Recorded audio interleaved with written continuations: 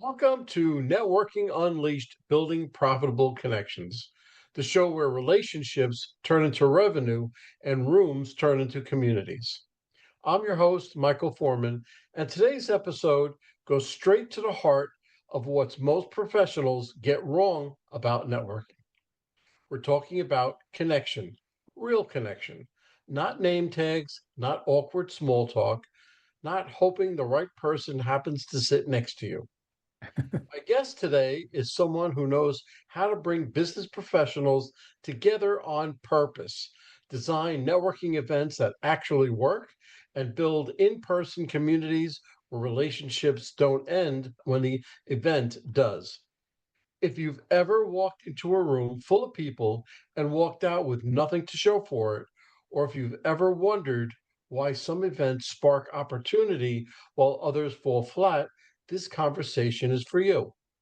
Get ready to rethink how connections are created, how rooms are designed, and how communities grow. I'd like to welcome to my podcast, Matthew. Matthew, this is such an advantage for me because you talk about exactly what I do. I go on stages, I talk about networking. I have a networking group that I meet weekly. I do everything that you're talking about. I am very interested in what you have to say. So I'd like to welcome Matthew to the podcast. Matt, would you mind just giving us a little background and telling us how you got here today? Absolutely. I think the funnest story is my background is I've got a bit of tech and digital marketing. I was working at a shipping technology company where I met my now wife. She happened to be the boss's sister, the CEO's sister. And in order to preserve my own life and career, I branched and left that company and joined a little startup. So that little event, I started at a subscription software company as the only marketer, and I started a little meetup with some other marketer friends that were also solo marketers at bootstrapped small technology companies. And those two things happened from that one decision and have subsequently grown into two businesses that I run today, which is I do a lot of work with subscription brands, but that small little marketing meetup has grown into a really large community here in Utah with monthly meetups, workshops. We do two annual conferences, and it's all about putting people in rooms because I've always found in my experience, I would rather learn from, say, someone like you, Michael, who's done it before, than go watch a YouTube video from somebody that I have no idea what's true or what's not. So that's the whole ethos behind our community is you can get solutions from your peers. How do we get peers in a room so that they start talking is really what we do. And that's perfect. It really is because I too believe that the one-on-one or the in-person networking is goes far beyond that of Zoom or anything else. And here's the biggest reason. You can't pick up the vibe of the person. You can't pick up the vibe of the room. You get a feeling of how the room is just by Right. when you walk in. And you don't get that through Zoom. You're a Exactly. nice guy, you're a great looking guy, but I don't know what's happening Right. here. All right, Exactly. so let me jump Exactly. into the questions. Number one, okay, you're connecting with business professionals. What separates introductions that go nowhere from ones that turn into real opportunity? This is so fascinating because I was actually helping my sister with this because she's in HR and I don't know a lot about HR, but I'm a connector. And so I actually asked her this yesterday. I said, can you tell me one thing about you that would make you stand out compared to somebody else that does HR? And she started listing all the things that she's not necessarily super well trained in, and then landed on the one thing, which is I'm really great at hard conversations and helping people with management and interpersonal office relations. And so I said, great. I then went into a group chat where I went in with a ton of other business leaders and said, hey, I have an HR professional who's really great with, and I said what she told me. And I got a response immediately from a leading HR person here in Utah to say, I'd love to connect with her. And the reason is it's being specific. I think one of the biggest mistakes that people make when they're networking is they think that, hey, I want to be really general because I don't know what opportunity might come my way. I want to be really open to opportunity. And I run into this all the time with people that are looking for jobs or looking to hire from somebody. And the mistake is that general is easy to forget. It's hard to remember. I meet so many people, and in a room full of other people when you're networking, the only people that are going to stand out are people that are very specific in sharing what they do and in sharing what they need. And so, my suggestion for any networking event is be really specific. If you're young and you're looking for your first job, then be really specific about the opportunity you want. If you've been 20 years in the business and you've done a million different things, be specific about the job that you want because that's going to make you feel remembered in people's mind. And they're also going to immediately think of that's because that's how we all talk to each other, right? So Michael, if you're saying, hey, Matt, I'm having issues with HR because our current HR person can't deal with hiring and firing and all this stuff we're going through. Okay, boom. I think of the person I know. If you say, hey, I need a benefits person, I'm going to wonder if I know a benefits person. So being that specific, I think, is the biggest difference in great networking. I can't agree enough. One thing I've always taught, and when I coach students, when I coach people, when I coach professionals, they always have all these things that they do. And I say, pick a lane, Right, something, because when you go out and you do your 30-second speech or whatever the hokey thing that is, right? But if you do five things, don't come out and say all five things. You have to right. pick one, expand on it. The next week, you can pick a different one and Right. expand on it. But while you're talking, just pick a lane. So that's very good advice. Okay, you've created successful networking events. What's the biggest reason most events fail to produce meaningful relationships?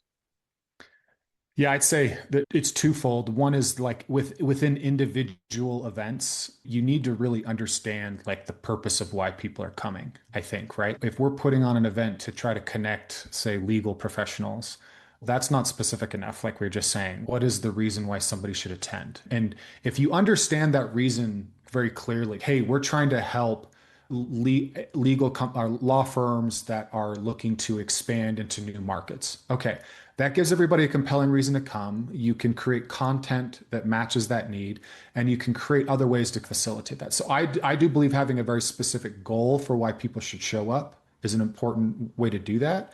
I then think the secondary thing is about consistency. I've seen too many times. I've been doing our event business for 5, 6 years now, and there are plenty of times where people don't show up, or nowhere near as many people show up as I thought would.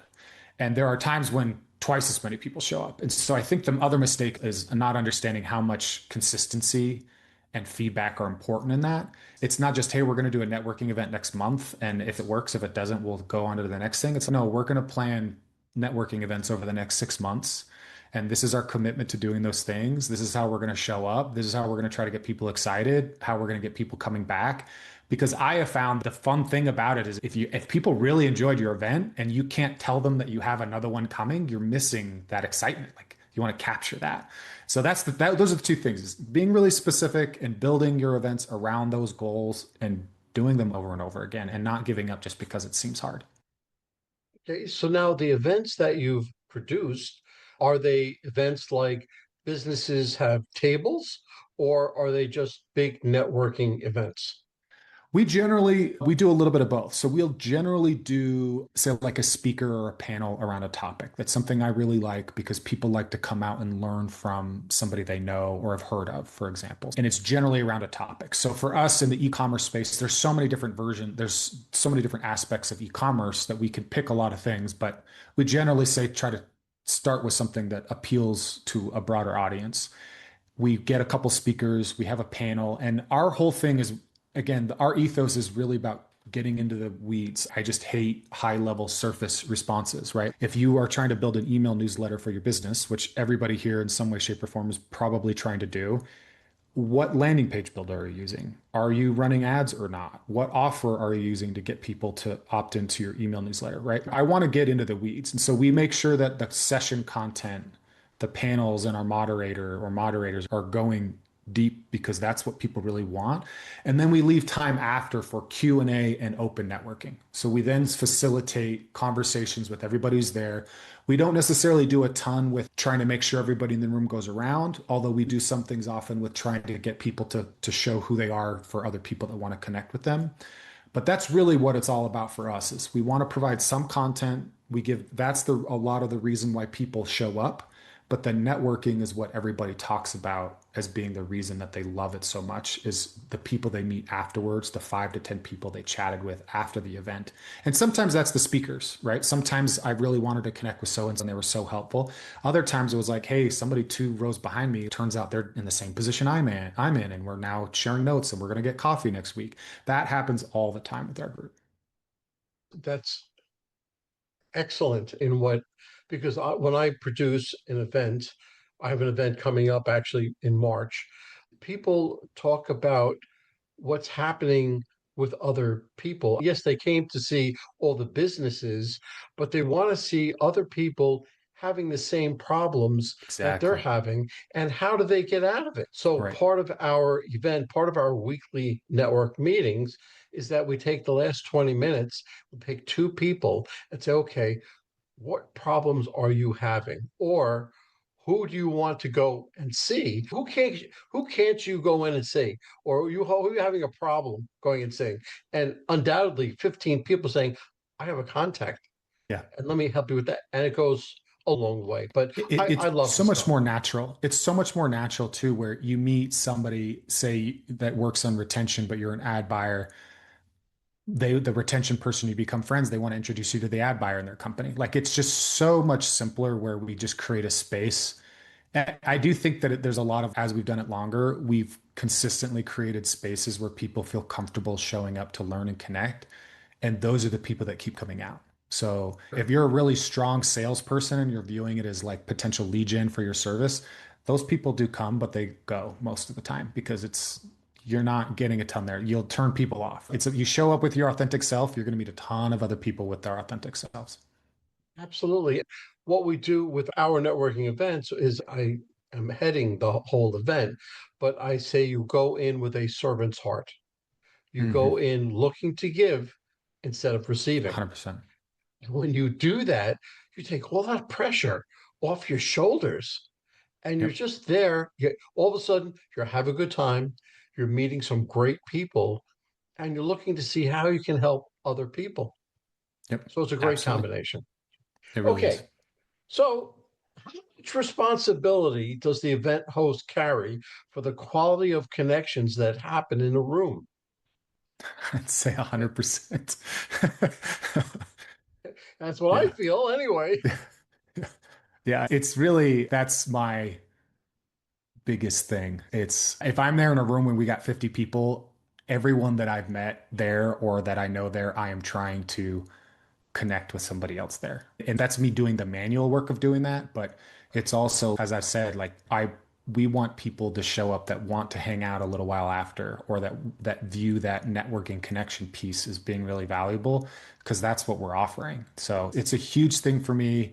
It's what gets me excited. It's what motivates. Honestly, Michael, it's like what made me feel like this was a special calling for me was not just being a B2B marketer and trying to sell software or something like that. It's, hey, no, actually, I can facilitate connections for a lot of people.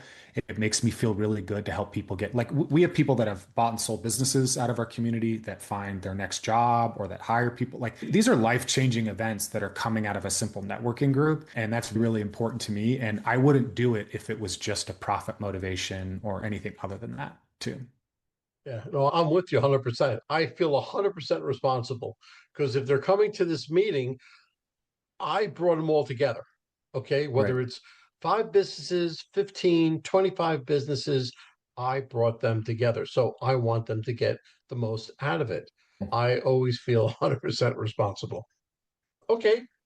What small detail, often overlooked, has the biggest impact on whether people feel comfortable engaging at an event? For me, I love self-deprecating humor, and I almost always will open. Yeah, I almost always will open with a joke, making fun of some clothing choice or how my wife helped me dress or something like that. I really do believe in creating open spaces, and I want people to feel like not to make it political in any way. I just want people, regardless of your race, creed, gender, color, whatever, that you feel welcome and that you feel like it's a safe space. And that's something that it's a little nuanced. We just try to make sure everybody feels like your voice matters. You can ask questions, you can be involved. And if somebody's like way off the rails, then I talk to them one on one. But that's something that we've gotten a lot of feedback too, is that people feel comfortable like being wrong. So we've also done some events where I ask the panels to share like the dumbest, like a finance panel, what's the dumbest blunder you made? What's the silliest thing you did, or the thing that you are just, I wish I could go back in time and undo that, because that makes everyone there feel like, yeah, we're all making mistakes, all trying to figure out. So that's how I've approached it. And I feel like that's a really good one.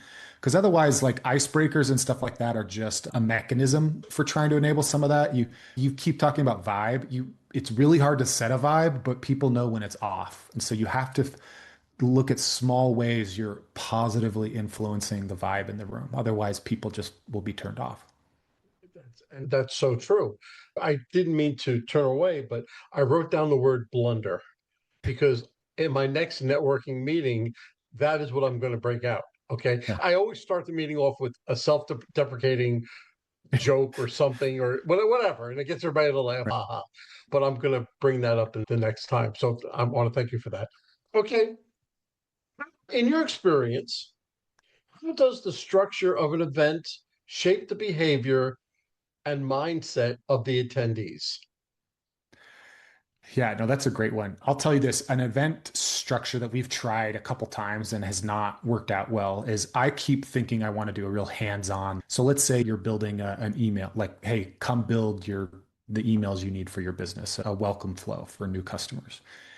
And we want to lay it, set out tables, and people can bring their computers, and we're going to go step by step. We'll have people in the audience to go in person if there's questions. And people just don't want to open up their computers and do that. They want to pay attention and take notes, but they want to work on it on their own.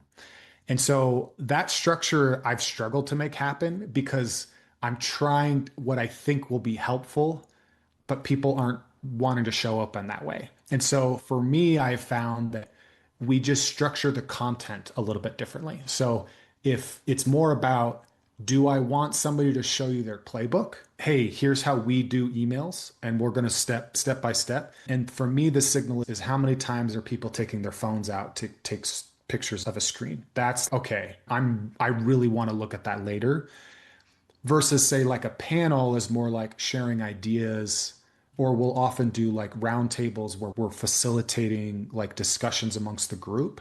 So that type of format does change how people show up and how they engage. Am I taking notes furiously as you're walking through your playbook? Am I just getting some really great ideas here from the panel? Or, hey, I can actually ask questions for my specific problems in this roundtable format, is how we've been figuring things out and are continuing. And we do those formats at our big conference. I try to do a version of each of those things because it's just a different layer of information and how people can digest that. Because it's really hard to say be at a full day workshop where you're taking notes furiously the entire time. You need to break it up for people. Yeah, my workshops are about 3 hours. So it's a half day workshop, but that's how I can tell if I'm getting the point across by how many times people take the cameras out and take a picture of my slide. Right. So I'm a decent judge of that. And when nobody did it, my entire workshop, something was wrong. Mm. I messed up on somewhere, somehow, but I'll go back and I'll check that and I'll change that and correct it. But that's how I can tell. You focus on building communities in person. What changes when people see each other regularly instead of just one off events? It's relationships and those connections. You start hearing about personal things like, I'm having a baby, I'm getting married, I'm moving to this new company. And the fun part about that is that does deepen like the connection, but it also actually just creates more context for, hey, I'm moving to this new company. Do you know anybody who's doing XYZ? Because we're hiring for that too. Right. It's, hey, we're starting this new initiative. Like, do you want to partner on it with us? That kind of thing. That's what I find when more and more people show up, they become resources for each other. Like early on, our community, I spent a lot of the connection was just me connecting people. And we have a Slack community with about 1,300 people in it. And a lot of early on was me just trying to poke the audience to get with some fake questions to get some people to respond. And now, when you're talking about a community, a real community is not based off of Matt's network of relationships. It's based off of the relationships in the group. And so that doesn't happen without seeing people regularly or interacting with them on Slack in addition to seeing them regularly. And so now there are people that are solving each other's problems, and I have no idea that it's happening. There are people that are inviting people to upcoming events, and I have no idea that it's happening. So that's the beauty that you get when you start. That's why that consistency matters. It matters not just for your content, but for the people. I agree 100%. 100%. What's the difference between a group of attendees and an actual business community? Yeah, I think it's are people what are people doing when they're not there? And that's like similar to what I was just saying, is that I come here to learn and then I go back to my business. I come here to learn. I'm going to go talk to and so because they can help me in my business too. And I think that's that secondary one of feeling like you're connected, that you have friends and allies. Again, our whole biggest thing is like if you've been using a tool or you're struggling with a landing page builder or an email builder, okay, I can hop onto my Slack group and ask this question, and then I get 4 or 5 responses. And oh yeah, I remember Jenny. She actually was on a panel about this 2 months ago. I'm gonna pay attention to this. Or somebody else is gonna jump on there and say, if you haven't heard from Jenny before, she's a real pro and she knows what she's talking about. And that's happening all the time because of those connections. Okay. Do you encourage collaboration instead of competition when you bring professionals from similar industries into the same room? Yeah, it's that one's a little tricky because sometimes if we have sponsors involved, we have to be a little bit more careful, right? If I have a sponsor on email, I'm not going to bring in an email expert from a competitor. But other than that, we just push really hard on that collaboration element that if you feel threatened by other people that do what you do, this probably isn't going to be the best space for you because that's a really bad vibe. The vibe should be I do A, B, C, you might do A, B, D, but that's okay. We have some overlap and we have different opinions. The audience, because from my perspective, the audience actually needs different and sometimes conflicting opinions. Because if they hear the same thing and they hear the same thing online and the same thing when they're hitting ChatGPT, they're really not learning and they're not being pushed to try to test that as a hypothesis for their own business. Because as we all know, there's no real universal rules that work for everybody in every place and every time. And so competitive views are important. And we often will try to balance that with, say, a panel of 3 people might be a person who's, say, I'll use HR, say an HR representative from a company, an HR representative from a company, but then they have an HR consultant. And so that way we can get different perspectives. Hey, in our company of this size, these are our pain points and what we're doing. Well, our company's a little bit of a different size and we're using a different software and we have some of these other concerns. And then the third person's like, yeah, I've seen those 2 things and 50 other things, and here's a lot of things to keep in mind. And those different perspectives are, I think, what's most valuable when you have a room full of 50 people and you're not exactly, not everybody's has the same problems that need to be solved.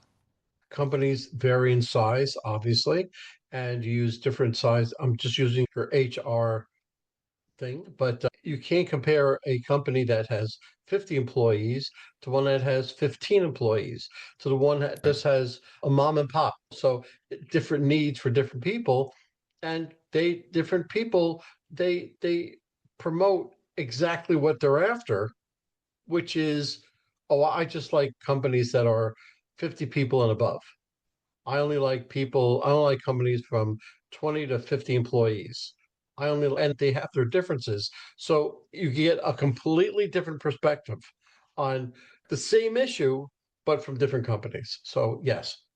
Okay. So, what habits should attendees adopt after an event to turn good conversation into lasting relationships?